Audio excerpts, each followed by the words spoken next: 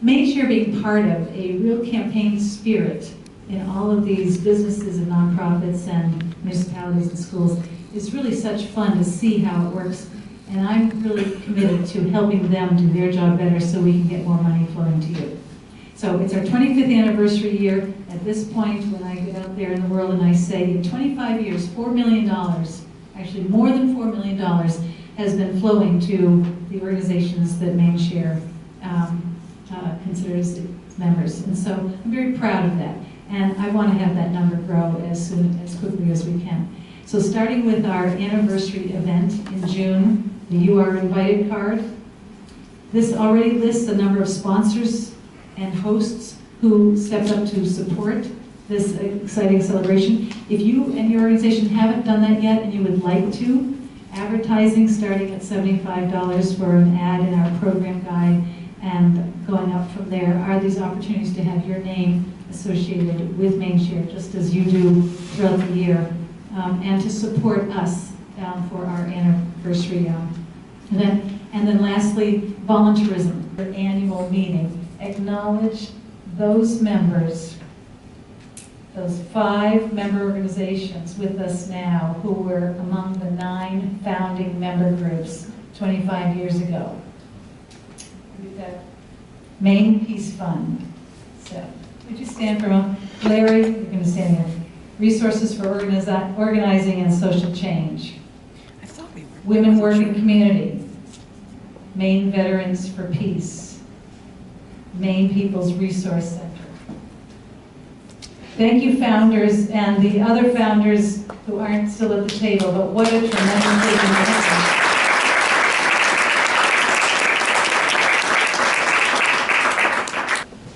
By way of introduction, I have to say that I went to, I've gone to many of your annual and awards events, and I take away great ideas, and you do awesome events.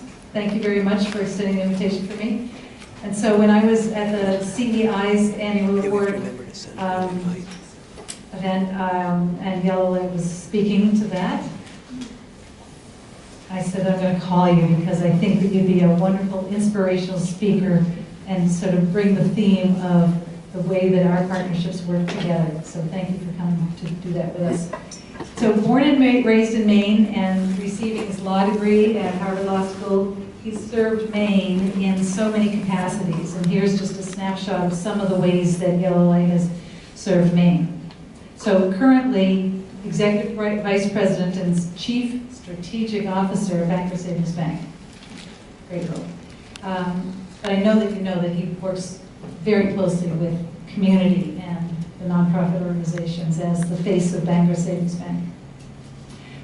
He served as the Director of Special Projects and External Affairs for the Maine Department of Education and Deputy Legal Counsel and Policy Advisor to Governor Angus King. Volunteer roles include serving as chair of the Maine Coalition for Excellence in Education and Realize Maine, Maine Development Foundation, Great Schools Partnership, Fusion Bangor, United Way of Eastern Maine, and the Maine Mentoring Partnership. Thank you so much for taking time today to be with us. Thanks, Kate. How's this working out? Great. Good? Okay, cool. Welcome to our awesome space. And I actually just got to meet Elizabeth for the first time today, just like you guys. We had wanted to always be able to use this space repetitively and frequently for this kind of gathering, as well as for our own employees from all over the state. We have 700 employees now across Maine, and we can bring them here for training and meetings, as well as do a lot of this. And we finally said, no, we can't do that well unless we have someone like Elizabeth to help support us. Now, the bad news. Usually they have a real banker who comes up after me and reminds people that Bangor Savings Bank is a bank. But I don't want to make Elizabeth mad. So what they're doing on the first floor is what makes possible what we're doing here on the second floor. So if you know that you're parked in the first few spaces in those first couple of rows down there, can you pretend to excuse yourself to the bathroom and try to find a different space? Because we literally are down to one handicap space for anybody trying to do business at our branch. So one of the non-negotiables for doing this kind of thing is that we have to make sure people can get in to do business with us while we're doing it. So if you're in the first few spaces in these first 2 rows, if you don't mind moving your vehicle, that would be awesome. And then Elizabeth will let you live. I'm going to start with a quick video because I think as much as I can talk and as much as I've got other imagery, I think the feel of how we try to think about community need, and really if there's one underlying theme of what I'm going to hit in the few minutes I have with you guys, it's not the what you do, it's the how you do it. And I think all of you spoke to that in talking about your organizations as well. So let's see if the volume and everything else on this. Work with a lot of other people at Bangor Savings Bank that are committed to the same thing that I am, and the company has allowed me to do it. You know, it's funny, I often think of it, when I worked at the State Department of Education, you know, I used to get up every morning and feel like, you know what, we're going to bend the fabric of space and time, much the way you guys feel that you have to, you know, in your mission-driven work. We're going to bend the fabric of space and time, and believe me, Duke Albanese was the kind of guy that wanted to do that, to try to change the world. And now I have to do it on my lunch break. So it's much, much tougher, definitely much, much tougher. But I want to talk just a little bit about kind of the thought process that informs what we do and how we do it. I know I don't have a lot of time with you guys. I love this. I used to always get up and have to make a bunch of jokes about why my name is Yellow Light, and where did that come from, and what's that like. I had to appeal to some kind of distant you know, place in order to be admitted to Facebook because they didn't believe I was a real human being. I distinctly remember sitting in an Adirondack chair at my mom's lawn when I was in my 20s, and she saying, well, you know, we always thought you guys would change your names. And I was like, what? What? It's a little late for that now, Mom. So the Bangor Daily ran this series last month about the Nearings and the Good Life and the Back to the Landers and what they spawned. And so I had the great privilege of being interviewed for that. And the section I was in, I loved it, you know, from fringe to mainstream. So I thought, you know, doesn't that kind of fit what we're talking about with Maine Share and for a lot of your organizations as I think back? My mom claims she went to the Common Ground Fair before it was even called the Common Ground Fair. I remember being dressed up in protesting in the Clamshell Alliance parades against Maine Yankee at the early Common Ground Fairs. So here I am, you know, wearing pinstripes and power ties and working at a bank, and it's quite a turnaround. But as I said to someone who reached out to me after that story, you know, I like to think I'm carrying those same values.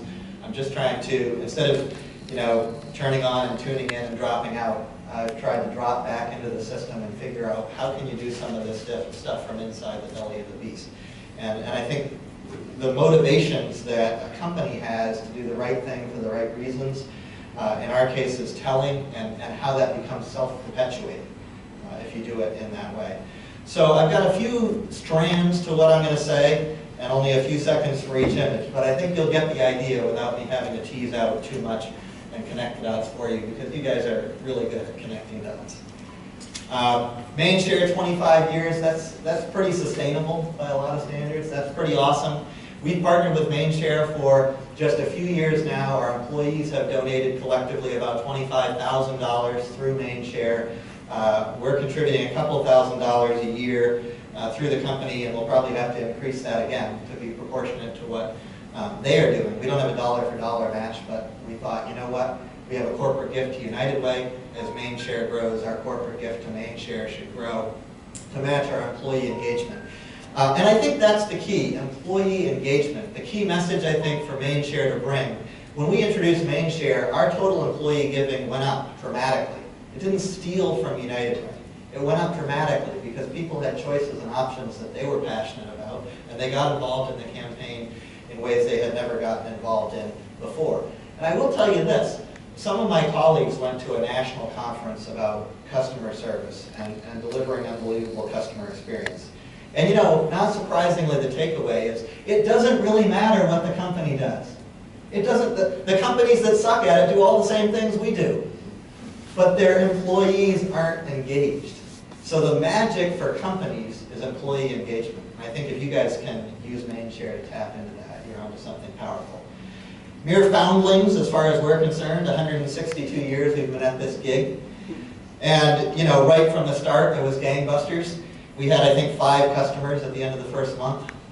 Almost 60 customers at the end of the first year. Astounding exponential growth rates, you know. Luckily, Inc. magazine and those guys weren't around to pillory us at the time. We've survived a lot. Great recessions and Great Depressions, the railroad bond crisis of 1873, you guys all remember that. 1911, the Great Fire of Bangor. The safe of Bangor Savings is under that smoking pile of rubble. And we actually, when we were doing some renovations a few years ago, discovered the original safe door still sitting in the basement of the new building that's above that pile of rubble. But back then, no computers. You didn't have the piece of paper that was in that safe, then you did not have a deposit, you did not have an investment, you did not have a loan. Period, end of story. Thus the guy with the shotgun. So we survived a lot. What do? You rebuild. I think in 2008, when the financial crisis happened, the first question was, what's the difference between mega banks and money center banks and international mega banks and community banks like Bangor Savings? And reassuring people, hey, we're still here, we're still alive, we're still around to do business. And very quickly it felt to me, within a few days of fielding those questions, it was like, big deal. It's like you're the last house standing in Galveston after the hurricane. Now what? What are you going to do next? How are you going to deploy that strength that you have as an institution to make any kind of difference to Maine, the Maine economy, and Maine communities? And I think the magic, the strength of it lies in the people, and I'll keep coming back to that in brief as we go through. Those 700 people are really the key to whether we can deploy that strength that we have as an institution in a meaningful way. So what is local? I think that's what it comes down to. What does local mean for an institution like ours, and what does it mean for a local economy like Maine's? It might mean being the #1 SBA lender in Maine for the last 3 years and being the only Maine bank that's working on the Boots to Business Veterans Program with the SBA here in the state. By the way, 6 years in a row, we're the #1 lender to first-time homebuyers through Maine Housing. 6 years in a row. That's astounding. What the heck is everybody else doing? Get off your butts. Do some loans. Grand Lake Stream, Maine. If you have not been to Grand Lake Stream, Maine, you haven't lived. I do recommend that you take the paved roads from Woodland and not the logging road from Beddington, as I chose to do. If you're out there in the wilderness and you're like, you know what? I am going to die out here with nothing but the sound of my satellite radio to keep me comfortable. But it's an unbelievable, and this is a $25 or $30 million project to piece this together, and they're very close to the finish line now of piecing this together at Grand Lake Stream. We were able to be an 8-figure lender, an investor into that deal for conservation, for workforce housing, for the local economy. That's what applying your strength locally in Maine means. This was the Monmouth Healthcare, the first 100 jobs at the Brunswick Landing redevelopment of the Naval Air Station, and we were able to do a $10 million complex tax credit loan. I think it took years off the lives of everybody who worked on the deal. CEI guys can probably attest to that. But to get those jobs back in Brunswick, Maine. This is still one of the ones we like best. I don't know where John Moore came up with this, but it keeps you humble when you send somebody out to say, hey, will you take a picture of that project we're doing? And that's what they send back. Can't make this stuff up sometimes. What is local? So it's having the local headquarters, the local commitments, the local control, and we're a mutual, so we're accountable to our customers and not to shareholders. But having the capacity to do something meaningful with those commitments. I think that's the magic. We worked with a guy who was a strategist of the turnaround at Harley-Davidson a few years ago, and he had this slide which I really loved, and so I appropriate it from him and I keep using it. It's not just how much you do, and I think a lot of you spoke to that in the round table. It's how you do it. We put back about $1.5 million a year into the community in terms of grants and sponsorships. But I think the Hall School example and a few of these other examples I'll give you speak more importantly to the how are you willing to do that, and not just what do you do. Community matters more. Saying to the public in Maine, you know what? We know a lot about the nonprofit landscape in Maine, but we don't know everything. You, the public, tell us what's meaningful to you, and we will direct part of our giving towards it. We had 86,000 people vote this year in this process again. And, it's funny, we did this in Portland when we first opened new branches in Portland in 2007. We said, what are we going to do? We could raffle off a trip or, a new ATV or something. Everybody does that. We said, well, what's different about what we're trying to be? What's different is community. How can we get that across and engage with people around that? All right, well, let's tell them, hey, community input around our giving. And we threw in a couple of write-in slots on the ballot. Write-ins never win. John Martin could not win an Eagle Lake as a write-in, okay? We said, well, if somebody gripes, we'll have them covered, because we say, all right, write in your favorite nonprofit. We didn't put them on our short ballot. Well, we had 3 nonprofits that got more votes as write-ins than anybody would put on the ballot. And we said, you know, we stumbled into something here. And so the write-in process has become kind of the cornerstone of engagement that this whole thing is about. It's pretty incredible. You know, we were saying, we need some music on our radio ads. And we called up Charlie Gaylord from WBLM, and he said, yeah, I'll hook you up with some local musicians who can do that kind of stuff. And he said, by the way, how'd you like to put out my next album? So I do this compilation of the best Maine artists that ever appear on my show all year long. We thought about it and said, well, we're bankers, we're not music producers. Let's do it. And those 2 albums became the most widely distributed albums ever produced inside the boundaries of the state of Maine. Really fun stuff. And we have our own house band now. You know, Charlie and his buddies come play. Lemonade Day Maine. Reaching out to entrepreneurs. You know, you can fund workshops all day long, but where are entrepreneurs made? They're made at 10, 11, 12, 13, 14 years old. We had 1,300 kids one year have their own lemonade stand. And it was build a business plan, figure out how you're going to get an investor, usually mom and dad. You know, what are you going to do with the proceeds? How are you going to save? What are you going to invest? We had one kid in Bangor who did a lemonade stand to start raising money so that he could adopt a younger sibling in his family. I mean, you just can't make this up. My coworker's daughter did this. She was really bummed when she found out she had to pay mom back. But that's part of the process. What's entrepreneurialism really like? This slide is only in here because elephants are really freaking cool. Just one more little thing, maybe. If you haven't been up, I have not been up. One of my colleagues went the other day to see the elephants in Hope, and she said the job that they do educating school kids about conservation and what's going on globally, you know, with the habitat for these elephants is incredible. You know, a local vet who brought these 2 retired elephants to little old Hope, Maine. Elephants are cool. One of the things about being a statewide organization is you get the sense that the assets and the opportunities are different in every community. I mean, the problems they're talking about in Rockport are not the problems they're talking about in Rumford. They just aren't. And in Rumford, one of the few assets that they have, other than the paper mill, is this Black Mountain Ski Resort. It is the epicenter of community engagement. It's the epicenter of wellness. It's the epicenter of kids in the community. And they have this guy there who's the godfather of cross-country skiing in the United States, Chummy Broomhall. Serious, Chummy Broomhall, you gotta meet him. And when we heard this was gonna close down when Libra pulled the funding, you know, we said, all right, what's gonna go on? And we called up and we said, is the community gonna get behind this or not? And they said, you know, some way, shape, or form, the community is gonna figure out how to keep this community asset going. And we said, we're in. And we did a challenge match for them to get over the hump to stay open for last winter and to keep it open, hopefully, from our point of view, forever. Probably the most gratifying project I've ever worked on at the bank. These are the 3 stars of a documentary movie called The Way We Get By, about the troop greeters at the Bangor International Airport. You know, and they've greeted probably 1.7 million, 1.8 million troops going back and forth to Europe and the Middle East during the course of our conflict. And I was thinking as I heard some of you guys talk about your missions, I don't think anyone is happier than the troop greeters that their greeting room at the Bangor International Airport will shortly become a museum and will no longer be needed as we pull down those troop levels across the globe. But this project about these people and their own travails and struggles and how they find meaning in giving to others, it's just a story about what it means to be a Mainer. It's a story about what it means to be a human being. We just saw this and we said, you know, we don't know anything about this. So I called my buddy Mike Hurley at the theater down in Belfast, and I said, Mike, how does an independent documentary film get, you know, made and distributed anyway? And I Googled, how do you distribute an independent film?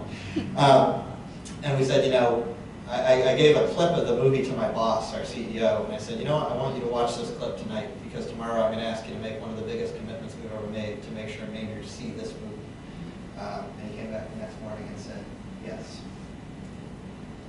A lot of it has been about things that our people are passionate about and engaged about, that's what the company can get passionate and engaged about. Peanut butter and jelly. We do a lot with Good Shepherd and the food pantries all over the state. And our board member, Gina Canning, said, you know, we should do something more than money. And so we called up Good Shepherd and said, hey, what do you guys need? They said, you know what we need is protein. We got a lot of stuff. We get a lot of canned goods. We get a lot of this. We get a lot of that. But what we don't have enough of ever is shelf-stable protein. And we came up with this thing with peanut butter and jelly. We called WCSH and WLBZ and said, will you help us get the word out? Frankly, I thought it was a wacky idea. My team came up with it. I was a skeptic. It's like a good manager, I kept my mouth shut. They raised 7,000 jars of peanut butter and jelly in 4 weeks. And so I'm proud of them. I'm proud that it was their idea and not mine. We had everybody under the sun, school kids, adults with disabilities, day centers, you know, law firms, hospitals, you name it. I think, again, Waldo General Hospital raised 500 or 600 jars alone for us in partnership. You know, the creative economy. We had employees that have been involved in these young professional groups like the Mid-Coast Magnet. Juice 3.0. I remember when Lee Webb called me up and said, we want to do this thing about the creative economy. We're going to call it Juice. I said, Lee, what's a juice? You know, but to be a catalyst on an idea that was so self-evidently powerful that we're willing to get on the ground floor and get it started and help make something happen. That's been the essence of what we've been about as a bank. We're really proud of this. A couple of years ago, our employees came to us, a small group of employees came to us and said, you know, a lot of us are veterans. A lot of us have vets in our family. A lot of us have family members that are still serving and even deployed. We want to do a survey and find out who that is in our company, and we want to figure out how we can support them. And it started in a small way. We said, all right, we're going to send a gift card to every single deployed member of the military from Maine. This was 2 Christmases ago. And it wasn't a big thing. It was actually a quite small thing. But for a lot of those troops, it was the only Christmas present that they received from home that year. So it's pretty cool to do. And you know, last Christmas in this room, we were able to hold a holiday party for the families and children of all the deployed military members in Maine. And it's tough because Maine is so dispersed. You know, if you live outside a major military base, everybody you know is in the military. But in Maine, we're scattered all over.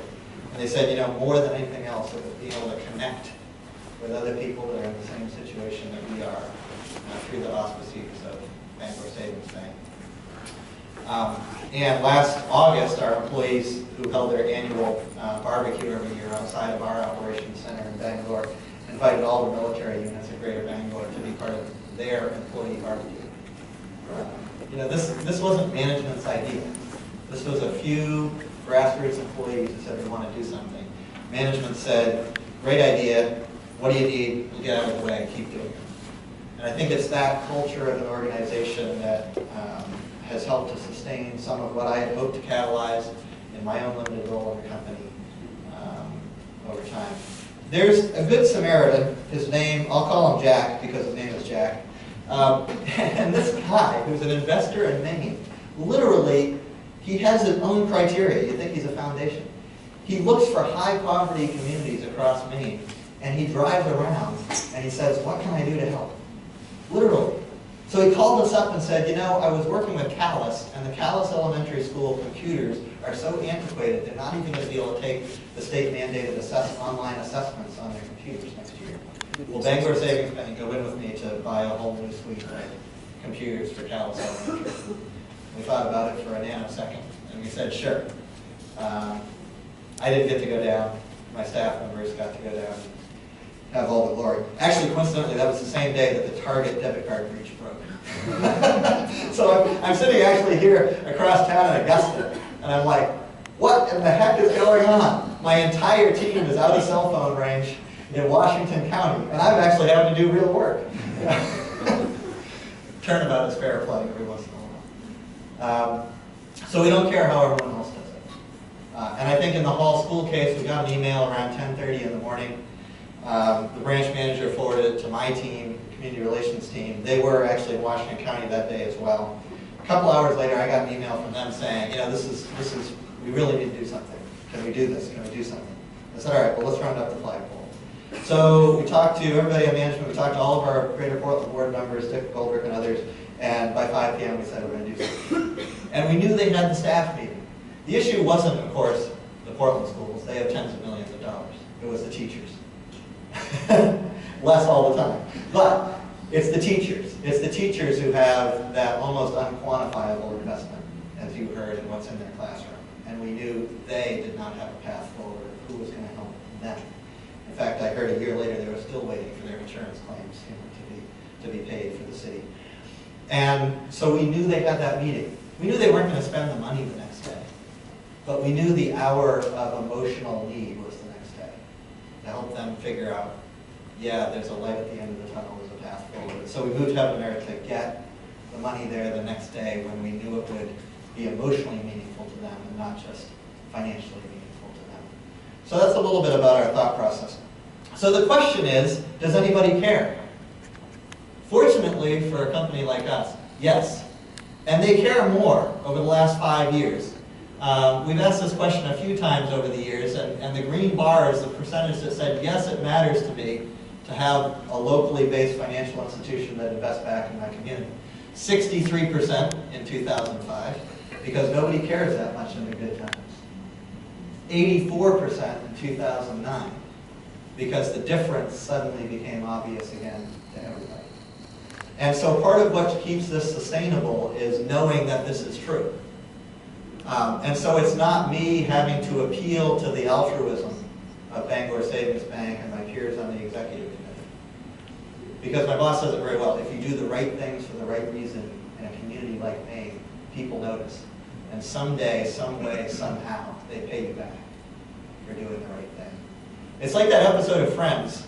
The characters were having this dueling, raging debate, one episode of the show Friends, whether it was ever possible to do something for a purely selfless reason. And the character Phoebe was the one arguing, yes, yes you can. And of course, the denouement of the show is where she says, she does something truly selfless, and she says, that felt great. Says, right? So if it's a positive circle, it comes back around. So our brand promise, is tied up in this, and I hope it always will be. That's why I've been around for 160 years. And I just want to touch on a couple of things that I think matter for any organization. We talked to our employees a few years ago about this. It's a book called Good to Great, and a lot of you have read it. But what are you deeply passionate about? What can you be the best in the world at? And what drives your economic engine of success?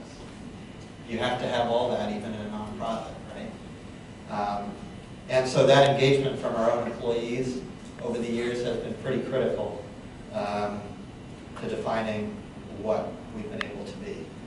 And we didn't set out to win awards for it, but if you motivate your people to really care about the mission, stuff like this happens. And you wake up one day, you get a phone call from J.D. Power saying you guys are the best in New England, and you're one of the 6 best banks in the entire country. And we said, what? Is this a crank call? Because we didn't even know they were surveying us. But it's that employee commitment and that employee ownership at the end of the day that makes it all possible. So I've consumed all of Kate's time. I think it's the host prerogative. Sorry, Kate. So we're really thrilled on behalf of Bangor Savings to be hosting you. We're thrilled to partner with Maine Share. I'm in awe of what you guys do as you go around the table. And I know we work with a lot of people, and I hope we work with a lot more people in the coming years. So thanks very much.